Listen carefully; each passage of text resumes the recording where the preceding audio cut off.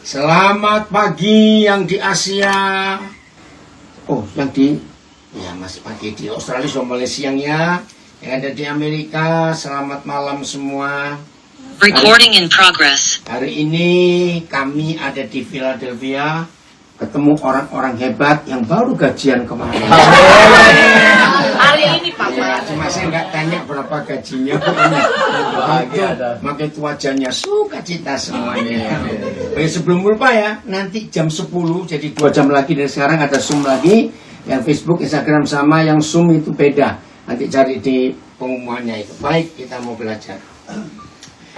Senang sekali hari ini bisa bertemu dengan saudara-saudara yang 90 sekian persen saya belum kenal. Pokoknya saudara merindukan Tuhan, apapun agamanya tidak perlu dipersoalkan. Saudara, ada hal-hal yang jauh lebih penting untuk kita urus dalam hidup kita daripada urusan uang. Kok gak ada yang bilang setuju? Berarti semuanya mata duitan. Serius, saudara, izinkan saya berkata kalimat ini. Sumber penyakit, sumber masalah, sumber semua kesulitan hidup, ketika fokus kita itu ke uang. Ya. Padahal ada hal-hal lain yang jauh lebih indah, lebih penting untuk kita urus daripada uang. Saya tanya kepada saudara, kalau orang itu fokusnya ke uang, saya mau katakan kalimat ini, orang itu pasti jahat. Renungkan. Saya ulangi, kalau orang hidup itu fokusnya ke uang, dia pasti jahat. Maaf loh, suami yang fokusnya ke uang, dia pasti pelit pada istrinya. Bukan kita enggak, ini umum saya berkata. Ada yang ngaku lagi kita enggak.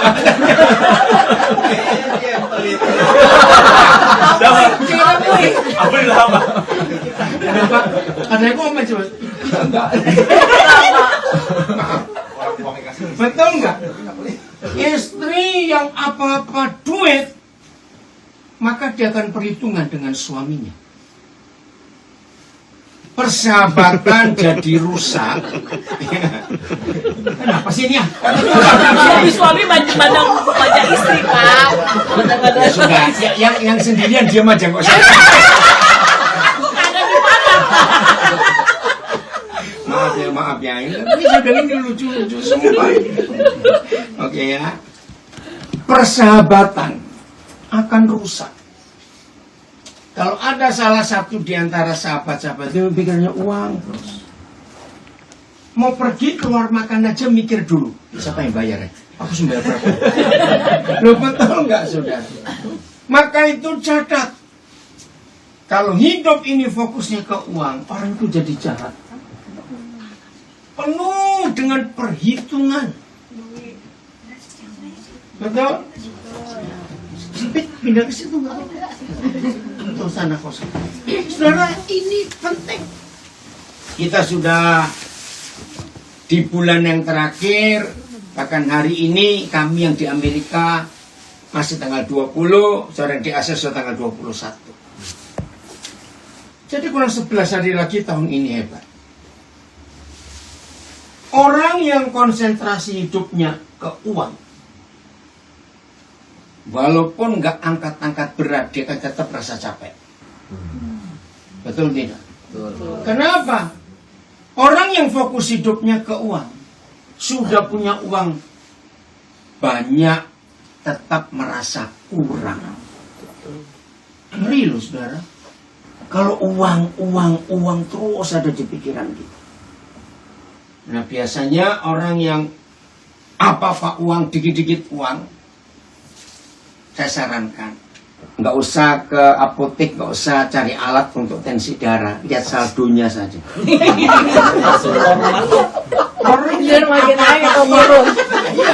Orang yang apa-apa uang, saldo naik, tekanan darah turun. Tapi kebalikan, saldo kurang, tekanan darah naik. Karena uang. uang semua. Pokoknya catat ya, kalau hidup ini fokusnya uang, orang itu pasti jahat. Pelitnya luar biasa. Hitung-hitungannya teliti sekali.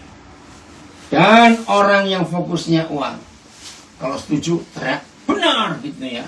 Orang yang fokusnya uang, dia akan susah tidur. Walaupun pakai obat penenang. Dia nggak akan bisa. Punggung itu punggung. Gak boleh nunjuk orang. Gak boleh nunjuk orang. Lo serius saudara. Nah ternyata Papa kita di surga ngajar hal yang luar biasa. Jangan fokus ke uang, tapi fokus kepada apa yang kita isi di hidup kita. Saya ulangi, kalau ada di antara kita baik yang via online mendengar maupun kami yang langsung di sini, hitung aja mulai 2021, 2022, 2023, 2024 ini, yang hidupnya merasa jatuh bangun, ada banyak tetap kurang, enggak ada banyak makin kurang juga, macam-macam yang dipergumulkan, coba usaha ini, coba usaha itu, enggak berhasil, tambah modal, tambah utang juga enggak berhasil. Hari ini ubah pola hidup saudara untuk masuk tahun 2025 dengan selalu memikirkan apa yang kita isi di hidup kita. Kalau saya tanya kalimat ini, semua pasti setuju. Kalau kita mendengar kata menabung, langsung mikir apa? Uang. Padahal menabung itu nggak harus uang. Coba saya buktikan. Ada nggak orang menabung kebencian? Ada. Nah, ada nggak orang nabung sakit hati? Ada. Nabung kekecewaan, nabung kepahitan, selalu ingat masa lalu yang menyakitkan hati. Renungkan kalimat ini. Semua bentuk tabungan ada bunganya enggak? Ada. Sedangkan orang yang menabung kekecewaan, orang yang menabung sakit hati, menabung dendam, bunganya adalah pembunuhan. Ngerti nggak kata bunga? Artinya apa? Berkembang terus. Maka itu kita harus periksa apa yang kita tabung di hidup kita. Yang kita masukkan ke hidup kita itu apa? Coba renungkan hal ini. Kalau konsep ini kita miliki dalam dalam hidup kita, berarti makin tua usia kita, tabungannya makin banyak. Enggak bilang uang ya, enggak. Apa saja. Kekhawatiran bisa jadi tabungan, enggak? Bisa. Dan yang ngeri, saudara, semua hal-hal negatif yang baru kita bicarakan ini, kalau kita simpan terus di hidup kita, penyakit pasti muncul di hidup orang itu. Betul, tekanan darah kacau, asam lambung kacau, dan macam-macam. Fungsi ginjal, fungsi liver, aduh. Dan orang-orang itu langsung cari dokter dan diberi obat. Saudara tahu nggak side effect dari obat-obat kimia itu? Baik atau tidak baik? Tidak banyak. Nah, bayangkan hidupnya mau jadi bagaimana. Maka itu hati-hati di antara kita yang masih terikat dengan obat-obatan. Apoteknya makin kaya, tapi yang konsumsi mengerikan. Lah terus bagaimana? Nah, maka itu hari ini kita belajar. Saya berikan gambaran kalau saya bawa baskom atau mangkok, ya, maka berapa besar mangkok atau baskom atau tempat yang kita sediakan untuk hidup ini. Itulah hati kita, itulah pikiran kita. Lihat ya. Di hidup ini hanya ada dua bagian hidup kita yang merupakan mangkok atau ember atau botol atau tempat apa. Pikiran dan hati. Lihat itu, pikiran dan hati. Saudara, pikiran dan hati kita ini pusat segala-galanya. Coba salah seorang baca dulu Amsal 4 ayat 23. Ayo cari firman Alkitab. Calon pendeta kok nggak ada Alkitab. Kenapa saya bilang calon pendeta kok pada tertawa? Nggak percaya? Calon pendeta, amin. Amin. Gitu ya. Amin. Amsal 4 ayat 23. Ayo dibaca. Pelan-pelan ya, saya tunggu semuanya. Amsal barengan, ayo bacanya barengan.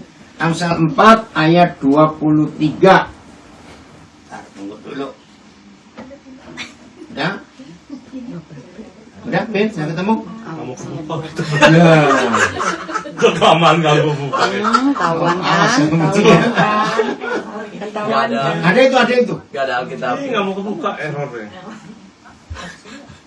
Oke, yang sudah ada baca ya. 1, 2, 3. Jagalah Hatimu dengan segala kewaspadaan, karena dari situlah terpancar kehidupan. Nah, dari hati ini pusatnya kehidupan.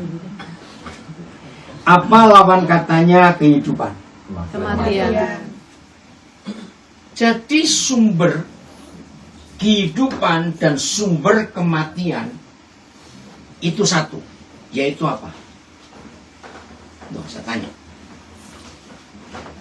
Jagalah hatimu dengan dengan segala kewaspadaan.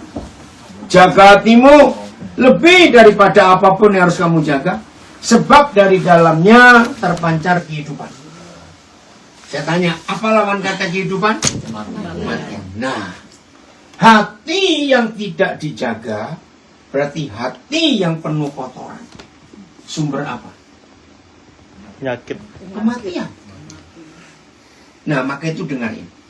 Ternyata pusatnya hidup dan pusatnya mati itu satu. Apa tadi? Hati. Oh, ini luar biasa. Papa kita mengajarkan itu. Seandainya pusatnya hidup dan pusatnya mati, itu dua tempat yang berbeda. Itu lebih mudah loh untuk kita jaga. Betul? Tapi karena pusatnya hidup dan pusatnya mati itu satu, nggak bisa kita jaga. Artinya kita harus milih. Baskom tadi, ember tadi, mangkok tadi, kita mau isi apa? Nah, maka itu saya tanya. Berarti makin tua usia kita, makin banyak tabungan nggak yang kita simpan tanpa kita mengerti? Banyak. Bayangkan, dalam satu hari saja, berapa sampah yang terkirim masuk ke hati kita, mau ataupun tidak mau. Saya ulangi kalimat ini. Berapa banyak sampah yang masuk ke hati kita setiap hari, mau atau tidak mau. Ngerti nggak kalimat mau atau tidak mau? Kumpul satu orang itu bisa kirim sampah nggak ke hidup kita? Bisa. Kumpul 10 orang, ngerti? Berarti 10 orang itu bisa kirim sampah nggak? Bisa. Orang yang terlalu perasa hidupnya, tahu kata terlalu perasa, terlalu sensi. Ada orang pedip justru tersinggung. Ngapain ngeliatin gua? Loh, Baperan. betul nggak? Ada orang hidungnya goyang-goyang karena gatal. Ngapain kamu ngeledek gua? GR sekali. Enggak, ini hal kecil-kecil. Betul nggak, saudara? Betul. Jadi bayangkan mau atau tidak mau. Artinya sampah-sampah itu bisa terkirim ke hati kita. Kenapa ada masalah? Enggak, Zoom meetingnya ada teman nanya. Si Robert nanya. Oh, itu yang kirim yang tidak ada iya. apa-apa. Nah, Ada di IT. ada ya. Oh ya, nggak datang ini Pak Wirotokan ini. Itu lagi mau ikut online katanya Oh iya. Baik. Oke, dengerin ini saudara. Mau atau tidak mau, setiap hari bisa sekian sampah yang terkirim di hidup kita. Betul? Nah, renungkan ini. Lalu, kalau ada orang-orang kirim sampah ke kita, coba renungkan. Kalau iya, ada tadi sudah share, nggak tanya linknya. Oh, bukan. Saudara dengerin ya, ini penting sekali. Kenapa dia? Oh. Saudara, konsep ini loh, hati-hati betul dalam hidup kita. Mau atau tidak mau orang itu kirim sampah. Tergantung orang yang kirim atau tergantung yang menerima. Yang menerima. Nah, ini dia. Tergantung yang terima. Sebab kita nggak bisa ngurusin yang kirim. Lo ngerti atau tidak? Ini penting loh. Betul? Tapi faktanya, kita ngerti tapi kita tidak melakukan. Betul? Ketika kita sibuk ngurusin orang-orang, istilah keren yang toksik ini, ngurusin orang-orang yang culas, yang julid, yang macam-macam, yang jengkelin segala macam. Salah. Kita tidak bisa melarang orang yang kirim sampah ke kita. Katakan amin. Kita yang menjaga hati kita sendiri. Coba renungkan. Salah satu jebakan iblis dalam hidup kita, ketika kita sibuk ngurusin pengirim-pengirim sampah itu, buang waktu enggak? Gobloknya double-double orang kayak begitu. Enggak usah ngurusin orang-orang begitu. Yang penting kita jaga hati kita. Ingat dalam filosofi hidup, orang berkata gini, kalau ada orang beri kita sesuatu, ya dengar ya, kalau ada orang beri kita sesuatu, tapi kita nggak mau menerima, maka sesuatu itu kembali kemana? Orangnya. Nah, ini hukum yang luar biasa. Tapi bodohnya kita, maaf, dikirim kotoran diterima. Ada nggak orang seperti itu? Banyak. Banyak, bukan ada. Lu sudah tahu kotoran, lu kok diterima, ngapain goblok? Ada istilah, aku mau lihat dulu. Bilang ngapain lihat, usah kotoran udah lihat dulu. Dan itu merusak hidup. Jadi hari ini jangan urus orang yang kirim kotoran, biarkan. Kita nggak usah terima. Karena yang penting kita jaga itu. Nah, bagaimana cara kita untuk tidak menerima yang kirim kotoran? Mengampuni. Kalau kita bisa mengampuni saudara kita itu, ya sudah. Selesai, nggak ada masalah lagi dalam hidup ini. Saudara, kurang 11 hari lagi tahun ini lewat. Jangan biarkan kita tetap bodoh masuk tahun yang akan datang.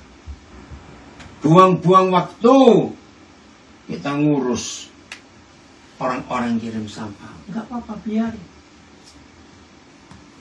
Setuju kalau saya katakan kalimat ini? Ngurus diri sendiri aja nggak beres-beres. Iya. Iya toh. Mau ngurusin orang lain lagi, aduh. Jadi jangan bodoh mulai hari ini. Ingat, mangkok, baskom, ember, tempat yang ada di hidup kita. Berbahagialah setiap kita kalau kita hanya isi kebenaran. Amin. Isi yang baik. Filipi 4 ayat 8. Coba lihat. Filipi 4 ayat 8. Filipi. Yuk kita lihat Filipi 4 ayat 8. Nah, kita catat aja.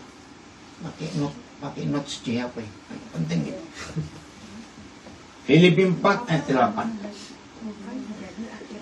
Ya, kalimat pertama apa? Jadi akhirnya. Stop dulu. Jadi akhirnya, saudara-saudara. Artinya ada lagi nggak setelah itu? Nggak ada. Nggak ada. Akhirnya, saudara perhatikan firman ini. Betul-betul luar biasa kalau kita bisa menghidupi firman ini. Jadi akhirnya, apa? Saudara-saudara, Saudara. Semua yang benar. Nah, pelan-pelan. Semua yang benar, 1. Semua Semua yang mulia, Mulia, 2. semua yang adil, Yang adil, 3. semua yang suci, Yang suci, 4. semua yang manis, Yang manis, 5. semua yang sedap didengar, Semua yang sudah didengar, 6. semua yang disebut Semua kebajikan yang disebut kebajikan, 7. dan patut Dan dipuji. semua patut dipuji. Suruh ngapain? Pikirkanlah Nah. semuanya itu. Inilah 2 ayat yang Tuhan sediakan buat kita untuk menjaga hati dan pikiran kita supaya tetap sehat dan bersih. Amin. Amin. Sederhana sekali. Ingat saya katakan tadi, di hidup kita hanya ada 2 tempat. Sumber kematian, sumber kehidupan. Apa tadi? 2 tempat itu apa? Cepatan ingat. Hati dan pikiran kita. Ini luar biasa Tuhan kita. Orang yang terganggu pikirannya pasti susah tidur. Betul nggak? Susah tidur. Orang yang terganggu pikirannya juga sama terganggu hatinya. Dia nggak pernah sehat hidupnya. Dan orang yang pengen sehat tapi tidak bisa sehat karena hati dan pikirannya kotor terus. Ngeri loh.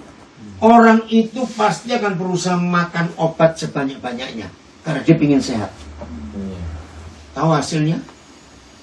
Sudah rusak hatinya, rusak pikirannya, rusak ginjalnya, rusak semua organ tubuhnya karena makan terus. Dikira makin banyak obat yang dimakan akan lebih sehat. Tidak. Ayo yang suka mengonsumsi obat bertobat hari ini. Loh, kenapa kau tertawa ini?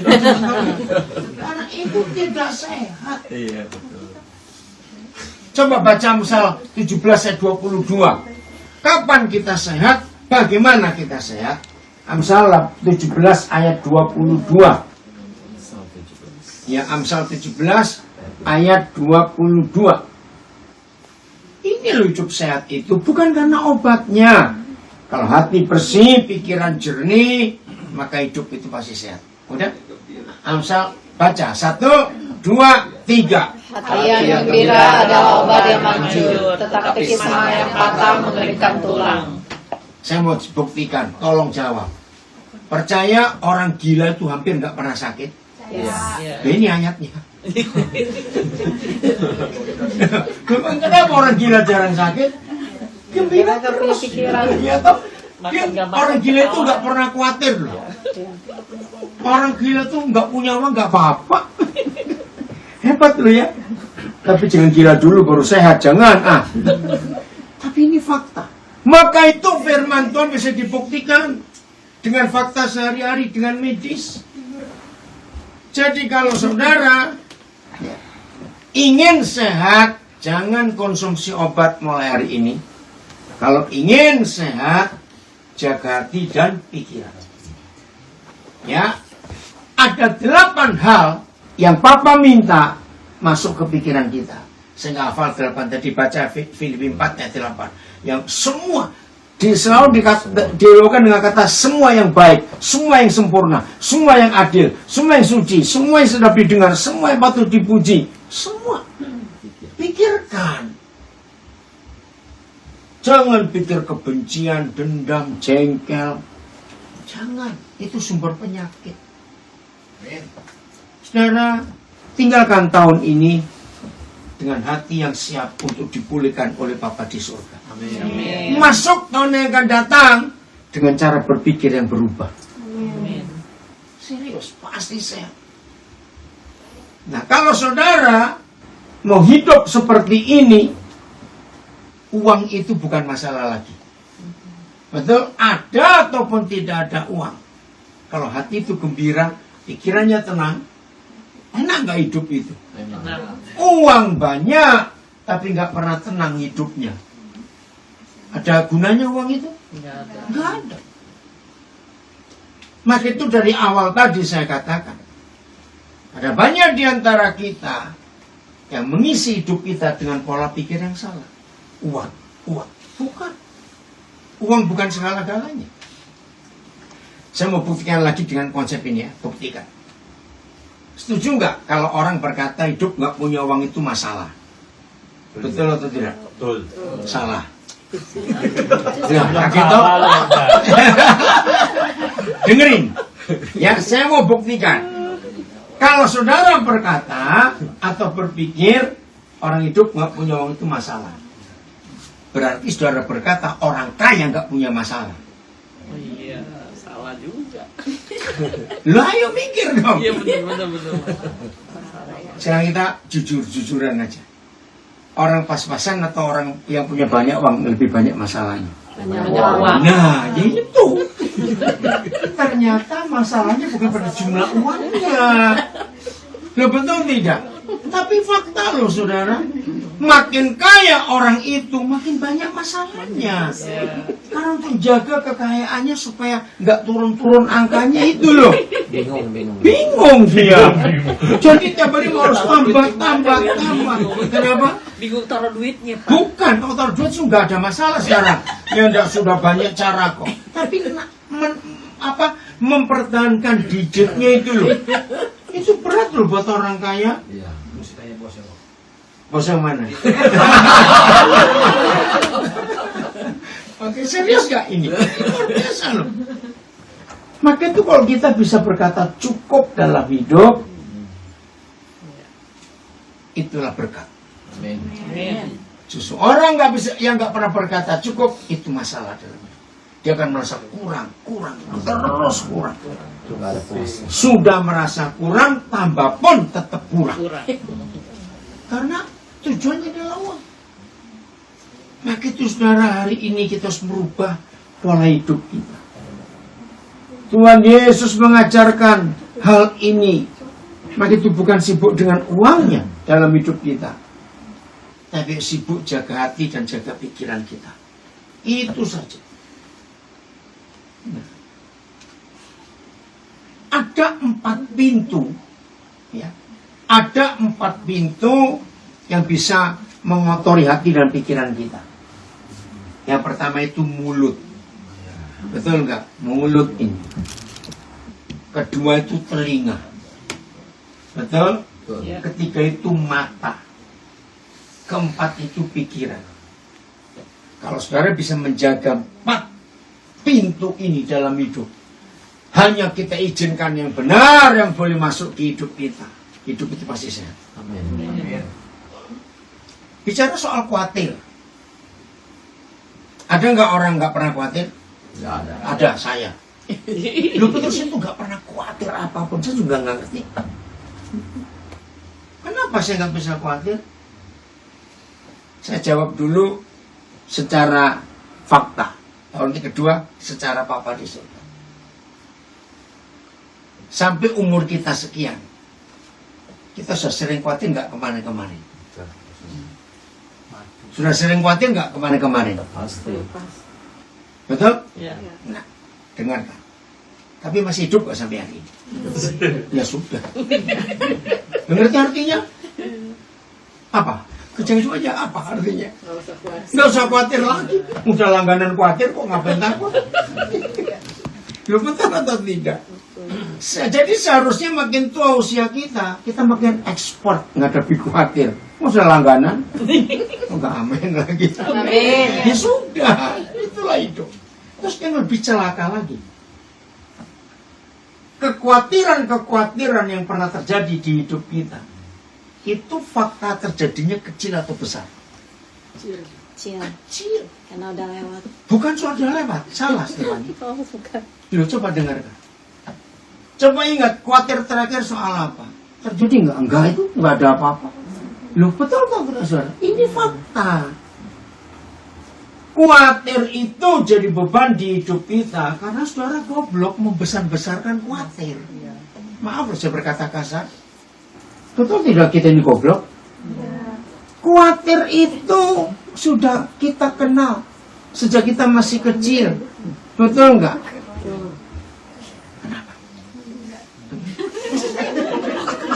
Dia ngomong goblok ya. Udah loh, jangan nuduh orang kita semuanya goblok kok. Loh, kalau kita pintar nggak mungkin bisa khawatir. Karena kita sudah expert. Ya atau tidak serius ini. Maka itu selalu ingat, Yang kita khawatirkan hampir tidak terjadi. Itu cuma ada di halusinasi kita saja. Maka itu kalau khawatir datang langsung sambut, ya kamu lagi, gua kenal. Kamu lagi, kamu lagi. Kamu lagi. Itu ajak ngomong, nggak apa-apa. Serius, itu hidup. Coba dengar kalimat ini. Orang yang paling capek di dunia ini bukan angkat karung, angkat meja, angkat beban. Orang yang paling capek di dunia ini adalah orang yang ngotot ingin menyelesaikan masalah. Itu capek. Jangan sekali-kali dalam hidup saudara punya anggapan, aku nggak ingin punya masalah. Salah. Oh, Loh, betul nggak? Betul. Mana ada orang hidup nggak punya masalah? 1 kali 2, 4-nya. Makanya orang kaya punya masalah nggak? Saya tanya tadi. Banyak. Ya sudah. Maka itu saudara jangan memaksa, aku pengen hidup nggak punya masalah, nggak bisa. Itu sudah makanan kita hari-hari. Coba saya mau buktikan lagi. Manusia itu kenal masalah sejak kapan? lahir. Ayo, Dewasa. sejak dalam kandungan. Lebih iya jauh dong. lagi. Lebih jauh. Loh, saudara nggak percaya, saya buktikan. Tidak ada dokter ahli kandungan sehebat apa yang tidak selalu berjaga-jaga untuk ibu hamil. Karena risikonya besar. Betul? Umur sebulan kandungan dijaga. Tunggu 2 bulan, 3 bulan, 4 bulan, 9 bulan. Ada masalah? Ada. Bisa terganggu ini, terganggu itu. Begitu mau lahir, malah besar masalahnya. Karena taruhannya nyawa. Betul? Betul. Begitu lahir, selesai masalah? Tidak. Tidak, ada masalah baru. Dijaga 12 bulan. Happy birthday to you, umur setahun, ulang tahun. Masalah selesai? Tidak. Umur 5 tahun mau cari sekolah. Woi, syukur bisa sekolah. Selesai masalah? Tidak. Bayangkan. Jadi seharusnya makin tua kita, bukan makin banyak, makin pintar. Makin banyak. Loh, betul nggak? Loh, saya kok nggak mikir, saya pikir. Berarti kita ini makin tua, kita jadi expert dengan masalah. Hari-hari kita hadapi kok. Memang itu pasti makin banyak. Makin alim. Tapi bukan makin banyaknya yang kita mau pelajari. Makin ahli nggak? Iya. Lo makin ahli nggak? Makin ahli. Bukan ahli cari masalah lo ya. Bukan ahli buat masalah. Tidak. Ahli dalam menghadapi masalah. Usah kenal dia kok. Sejak kita masih dalam kandungan. Jadi sampai di sini. Setuju saya katakan. Hidup jangan ngurusin masalah. Jalani aja. Oh enggak, amin. Amin. Sebab masalah nggak usah diurusi. Dia ada terus. Ya toh yang sudah ada terus yang nggak usah diurusi. Biar jalan. Maka itu jam tidur, tidurlah. Jangan ngajak masalah itu tidur goblok. Kalau saudara tidur bawa masalah, malah nggak tidur. Nggak bisa tidur. Betul? Akhirnya kurang tidur. Apa akibat orang kurang tidur besok pagi bangun? Marah-marah. Malah pusing. Betul nggak? Betul. Dan itu semua firman Tuhan ngajarkan kepada kita. Saudara, ayo kita baca Filipi 4 ayat 13. Ini loh jaminan yang Tuhan beri kepada kita. Filipi 4 ayat 13. Filipi 4 ayat yang ke-13. Ayo baca 1, 2, 3. Segala perkara dapat Stop dulu. Segala perkara itu berapa? Semua. Bukan semua, bukan banyak, semua. Segala. Ayo jujur. Lebih mudah ngitung duit atau ngitung masalah? duit. Wih, pintar semua. Nah, ini kalau ngomong duit langsung. Memang duit lebih bisa dihitung karena angkanya ada. Iya. Masalah nggak bisa kita hitung. Nggak bisa kita hitung karena nggak ada angkanya. Banyak sekali, halo. Tapi ini janji yang Bapa beri. Segala perkara dapat kutanggung Di dalam dalam dianya siapa? Tuhan Yesus. Yang apa? Memberi Memberi kekuatan. Ya sudah. Amin. Jadi masalah itu, kalau sudah jamnya tidur, biar kita tidur, mereka biar kerja sendiri. Jadi kalau mau tidur, ngelongok ke pintu. Dilepas dulu gitu. Iya, iya. Masalah kamu tunggu di sini ya. Besok ketemu lagi. Aku mau tidur, serius. Maka kita tidur bersama dengan Tuhan Yesus, dengan firman Tuhan. Aduh, indah sekali. Amin. Dalam hadiratnya kita tidur, besok pagi bangun, Tuhan terima kasih, segar sekali. Amin. Beres-beres semua, buka pintu. Selamat pagi masalah. Ayo kita duduk sekarang, kita bereskan. Kamu mau apa hari ini? Karena kita sudah segar, jadi bisa menghadapi. Saudara bayangkan, berapa banyak orang yang ketumpuk masalah. Saya hitung ya. Hari ini punya masalah, dibawa tidur. Besok ada masalah baru nggak? Ada. Nah yang hari ini masalahnya numpuk. Ini kalau baru yang kemarin. Ada nggak orang nyimpan masalah 3 tahun yang lalu masih dibawa Ada. terus hari ini? Ih, bayangkan jadi apa itu orang? Loh betul nggak saudara? Ini logika anak-anak yang kita harus mikir. Kalau Tuhan Yesus berjanji segala perkara dapat kutanggung, karena dia, di dalam dia, karena dia memberi kekuatan padaku. Aduh, hidup ini luar biasa. Coba berikan angka. Masalah satu hari itu berapa kilo beratnya? Kira-kira aja. Nggak usah takut salah, karena saya juga nggak tahu kok.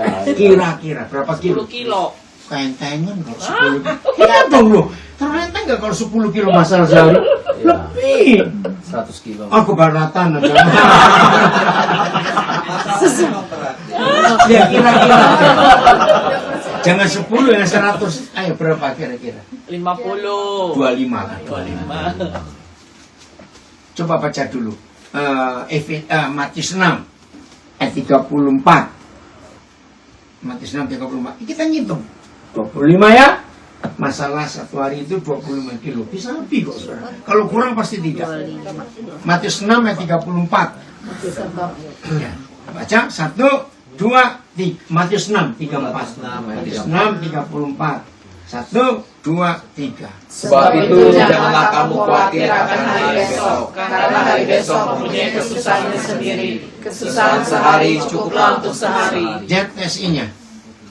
TSI, Phil, mana? Ada? Tunggu ya. Jangan khawatir tentang hari esok. Kenapa? Karena hari esok punya khawatirnya sendiri. Sudah dulu. Phil, mana ayatnya? TSI, Phil. Belum. Maka janganlah khawatir akan hari esok, karena tiap-tiap hari mempunyai pergumulannya sendiri. Nah, terus? Cukuplah jalani pergumulan hari ini.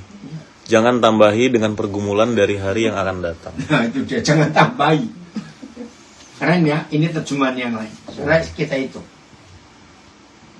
Kalau orang itu khawatir selama sebulan, 25 kalikan 30. 75. Berapa? 75. Sekuat apa ada orang kuat bisa mikul 750 kilo? Kuat? Loh, ditambah yang hari ini. Jadi 825. 775 kilo. Itu yang sebulan. Ada nggak orang nyimpen masalah 3 tahun yang lalu sampai hari masih dipikirin? Nah, saya bisa bayangkan. Kalau saya pakai istilah Jawa, gue peng-peng itu orang. Tahu nggak? Iya. Nggak tahu jadi beban hidupnya kayak apa. Saudara percaya khawatir itu sumber penyakit? Ya. Ya sudah. Kalau Tuhan Yesus, kenapa ada sesuatu? Kalau Tuhan Yesus berkata, jangan khawatirkan hari esok. Tuhan Yesus tidak berkata, jangan pikirkan hari esok. Salah. Hari esok kita harus pikirin. Karena persiapan. Tapi dengar kalimat ini. Ternyata orang yang khawatir itu pasti nggak bisa mikir. Betul atau tidak? Betul. Bayangkan kalau orang itu khawatir masalah kecil karena nggak bisa mikir, jadi berat. Iya, berat. Istilahnya begini, saudara pegang gelas yang kosong, enteng nggak? Enteng. Tapi dipegang seminggu nggak diturunkan? Pegel. Nah itu dia, itu khawatir. Khawatir itu kelihatannya ringan kalau cuma sehari, tapi kok bisa berhari, bisa berbulan-bulan. Wih, ngeri. Tapi orang yang mikir pasti nggak bisa khawatir. Betul atau tidak? Karena orang itu mikir, jadi punya persiapan begini, begitu. Tapi nggak boleh khawatir. Nah gitu nanti kami yang di sini sudah malam, sebelum tidur, periksa. Karung apa yang masih kopi kun? Ada karung tahun 2004.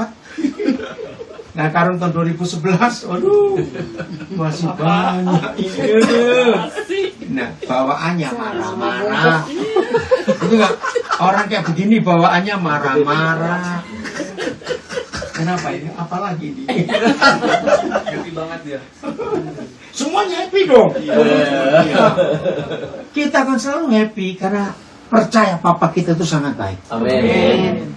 Untuk hal apa saja dalam hidup ini. Ih, luar biasa. Oke, saya berhenti dulu sebelum kita akhiri. Ada yang mau tanya? Yang di rumah juga boleh nulis. Ya, ntar bacakan kalau ada. Ayo, mau tanya apa? Cepat. Kalau nggak ada tanya, saya minta saudara nanti tolong bantuin habisin makanan yang ada supaya Stefan ini nggak repot-repot nanti nyimpan manasin lagi. Setuju, Stef? Ya. Nah itu dia. Ayo, ada yang tanya? Atau ada mau cerita sesuatu tentang hal ini? Saudara bisa bayangkan nggak kalau firman kita dengar hari ini kita lakukan dalam hidup ini bagaimana? Bahagia, sehat, nggak suka marah-marah. Orang yang suka marah-marah karena dia ngumpulin kotor-kotor di hidupnya. Kenapa? Damai sejahtera. Iya, damai hidup ini serius. Hidup itu luar biasa, menyenangkan sekali. Sangat indah, sangat enak. Apa? Walaupun kantongnya kosong. Iya, karena hidup kan nggak karena uang. Karena Tuhan. Saya cuma cerita ya, saudara cerita. 8 Desember itu hari Minggu, saya khotbah 2 kali di Belanda. Habis khotbah kebaktian kedua, Natal, saya langsung ke airport untuk pulang ke Indonesia. Tanggal 9 Desember hari Senin saya tiba. Dan nggak sempat pulang ke rumah. Karena jadwalnya, saya cuma minta anak saya itu ngambil barang saya. Terus saya berangkat lagi malam itu ke Papua. Tanggal 10 pagi sampai di Manokwari. Langsung naik mobil 4 jam ke desa. Nah, itu jadi belum tidur saya 2 malam itu. Kan Minggu malam perjalanan, Senin malam perjalanan. Ya, jadi Selasa nyampe pagi langsung masuk ke kampung 4 jam. Sore ada jam 5 kebaktian Natal. Jam 9 malam saya balik ke kota lagi 4 jam lagi. Nah, Rabu pagi saya baru bisa tidur. Jam 9 sudah harus ngajar lagi saya via Zoom. Malamnya KKR Rabu. Kamis KKR lagi. Jumat saya tiba di Jakarta. Sabtu saya ada KKR. Minggu pagi tanggal 15 saya ke New York. Tiba malam Senin ada perayaan Natal di sana. Selasa Rabu di New York. Kamis ya kita. Ya Kamis ke sini dijemput Willy kemarin. Kamis itu kemarin, ini Jumat. Iya. Besok pagi jam 4 saya harus ke airport karena mau ke San Francisco. Mau ikut, ayo. Ya. Sore jam 5 waktu California sudah ada kebaktian lagi. Minggu 2 kali kebaktian Natal di 2 gereja di Bay Area. Senin sore saya balik ke Philadelphia lagi. Pagi jam 7 tiba di Philadelphia tanggal 24, sore KKR di PVC. Dan malamnya ke IFGF. 25 pagi harus berangkat ke New York lagi karena jam 9 pagi ada Natal di sana. Terus balik lagi ke sini 26, 27 kami ke Las Vegas. Kapan tidurnya, Pak? Ya, saya belum tidur tuh. Maka itu, kalau saya cerita ini supaya saudara tahu, saya nggak pernah terganggu. 27 ke Las Vegas, ada kebaktian langsung malamnya. Jumat, Sabtu tidak, Minggu ada 2 kali. Iya, sampai tahun baru tanggal 2 kami ke LA. Tanggal 4 kami ke Tulsa, Oklahoma. Ya, nah, itu istri saya ikut dari besok ini ada di San Francisco. Terus muter lagi Tulsa, Little Rock.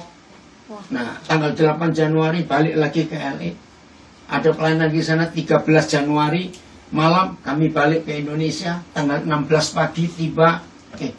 15 siang tiba. 16 ada pemberkatan nikah. 17, 18 saya ke Balikpapan. Terus muter lagi. Nah, kalau saudara dengar ini, saudara lihat saya kelihatan capek. Iya. Nah, itu dia. Karena Tuhan betul-betul sehidupi firman ini. Nah, ada yang bilang, kenapa kok siksa saudari California ke East Coast lagi? Ya karena jadwal mereka maunya begitu. Keren ya? Nggak jet lag ya, Pak? Enggak pernah jet lag juga. Itu luar biasa Tuhan itu. Dari Indonesia ke sini nggak jet lag apa ya? Enggak. Anugerah Tuhan. Betul-betul. Karena firman ini loh. Semua itu karena firman. Jadi kalau hati ini bersih, pikiran ini bersih. Aduh, hidup itu enak. Ya, oke. Gak ada yang tanya, saya lanjutkan yang terakhir. Mazmur 24. Mulai ayat 3. Psalm. Ya. Mazmur 24 ayat 3. Coba lihat.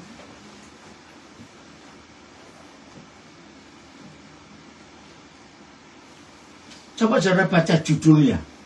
Pasal ayat 3. Judulnya apa? Di ayat 1 bagian atas ada judulnya. Apa? Ya enggak apa-apa. Apa? Kedatangan raja, kemuliaan dalam baitnya. Oke. Ayat 3. 1, 2, 3. Siapakah yang boleh naik ke atas gunung Tuhan? Siapakah yang boleh berdiri di tempatnya yang kudus? Nah, ini kan Tuhan tanya, siapa?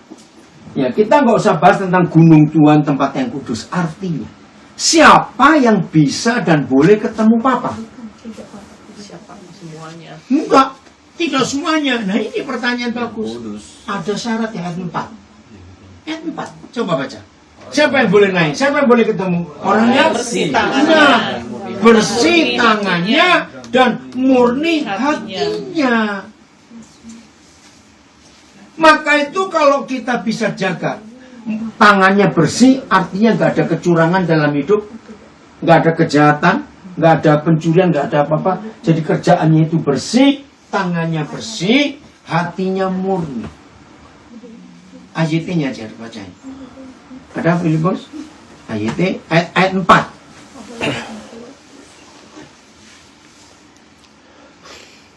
Ayatnya Pak Filipus, bukan BIS. Ini apa BS boleh? Yang duluan. Yang mana? Yang ditampilkan aja. Ayatnya. Dia yang tangannya bersih dan hatinya murni, yang tidak membawa jiwanya pada kesia-siaan, Oke. dan tidak bersumpah palsu. TSI-nya ada nggak? Filipus, ada TSI-nya? Nggak ada. BIS-nya coba, BIS. Orang yang tidak bercela pikiran dan perbuatannya, Ya, pikiran perbuatannya ya nggak bercela, bersih, terus. yang tidak bersumpah palsu, dan tidak menyembah berhala. Jadi syaratnya bukan rajin berdoa. Syaratnya untuk bisa naik ke gunung Tuhan ketemu Papa kita bukan rajin memberi persembahan. Bukan rajin puasa, bukan rajin baca Alkitab, tidak. Yang hati bersih, pikirannya bersih, tangannya bersih. Itu yang bisa berjumpa dengan Papa di surga. Maka itu hidup ini luar biasa. Kalau kita bisa menjaga hati kita, jaga pikiran kita, jaga tangan kita, jaga semua. Hari demi hari kita lakukan. Percayalah, prinsip hidup ini nggak ada vitamin bisa menggantikannya. Suplemen perusahaan manapun nggak ada. Betul? Karena hanya firman. Firman. Sampaikan kebenaran ini kepada sebanyak-banyaknya orang. Amin. Percaya ini bisa terjadi di hidup kita? Bisa. Jujur ya, setelah kita mendengar firman ini, gampang gak sih hidup sehat itu sebetulnya? Gampang. Jangan izinkan sampah-sampah masuk, udah gitu aja. Khawatir, jengkel, kenapa? Perbodan, ya dilarang masuk itu semuanya. Ya, karena janji Tuhan itu ya dan amin. Oke. Ayat terakhir, Mazmur 107 ayat 20. Mazmur 107 ayat 20. Ini loh obat yang luar biasa. Amin. 107 ayat 20. Ada? Ada. Baca 1, 2, 3. Disampaikannya firman-Nya dan disembuhkannya mereka, diluputkannya mereka dari liang kubur. Haleluya. Disampaikannya firman-Nya. Kenapa sih? Enggak. Nyontek di sini. Oh, situ enggak apa-apa. Kalau nyontek nggak baca, aku nyontek. Disampaikannya firman-Nya dan disembuhkannya mereka. Jadi firman itu obat atau bukan? Obat. Ya sudah. Firman itu obat. Percuma kalau firman cuma dibaca, tapi tidak direnungkan dan tidak dilakukan. Renungkan. Biar firman itu jadi obat buat hidup kita. Amin. Seperti tadi Filipi 4 ayat 8. Hari-hari kita renungkan. Akhirnya saudara-saudara, biar semua yang manis, semua yang sedap didengar, semua yang baik, semua yang kudus, semua itu pikirkan. Itu obat. Kita masukkan di hidup kita. Percayalah, kalau hati kita bersih, pikiran kita bersih, tidur itu nyenyak. Amin. Metabolisme tubuh kita itu sehat, normal semuanya, serius. Jadi pelaku firman-Nya, kok jam saja. Oke? Ingat 1 jam lagi ya dari sekarang. Jam 10 WIB, di sini jam 10 malam. Yang mau ikut belajar lagi silakan. Udah? Ayo kita menghampiri Tuhan. Ku renungkan firman-Mu siang dan malam, ku pegang perintah-Mu dan ku lakukan.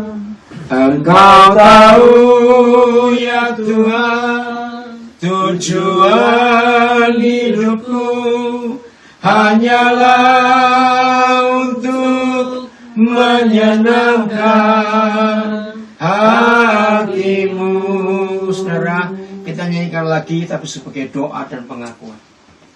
Jangan nurutin kata orang, setuju? Amin. Nuruti kata orang itu capek dan goblok. Oh, amin. Amin. Betul nggak? Mulut orang itu, aduh sudahlah. Lebih baik kita nuruti apa kata Tuhan. Hidup jangan tergantung apa kata orang. Phil, ada siapa di Zoom yang bisa berdoa untuk kita semua? Tunjuk orang ya, Phil. Papa nggak tahu siapa. Kalau nggak ada ya kamu sendiri doa. Kita nyanyikan lagi sebagai doa ini.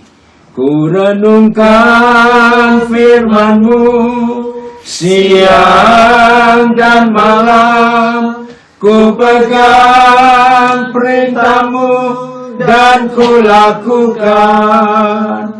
Engkau tahu ya Tuhan, tujuan hidupku hanyalah untuk menyenangkan hatimu. Volume aja. Om Jeff. Oh Pak Jeffrey sibuk. Jeff. Ada Vin? Kenapa? Kecil lah.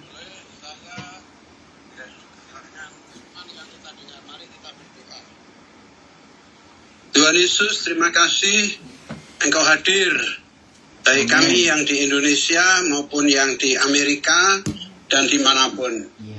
Kami bersyukur Tuhan Kau memberikan kami kesempatan untuk membaca, merenungkan firman-Mu, dan kami mau simpan firman-Mu itu di dalam hati kami, sehingga kami tidak mempunyai tempat untuk kekhawatiran, kecemasan, kekecewaan itu tidak ada tempat di dalam hati kami. Karena hati kami isi dengan firman Tuhan. Haleluya. Terima kasih Tuhan, bila kami hidup ini menjadi pelaku firman-Mu dan menuruti apa yang Kau kehendaki, sehingga kami menang menghadapi masalah, menghadapi hal-hal yang mau menyerang kami, karena Tuhan Yesus bersama kami oleh kuasa Roh Kudus yang mengurapi dan menghidupkan firman di dalam hidup kami. Dalam nama Tuhan Yesus, amin. Amin. Yang doa ini Pendeta Barnabas dari desa di daerah Kabupaten Nganjuk, namanya Desa Lengkonglor. Di Petang nggak ada itu. Ini daerah hutan jati. Makasih Pak Barnabas. Oke, jelas semuanya. Sama-sama. Ya, 1 jam lagi ya. Kita ketemu lagi. Tapi link Zoom-nya beda ya. Yang Instagram, Facebook sama. Udah? Ya Pak. Oke ya, sampai nanti. Tuhan memberkati. Willy mau ngomong sesuatu? Nah, ya.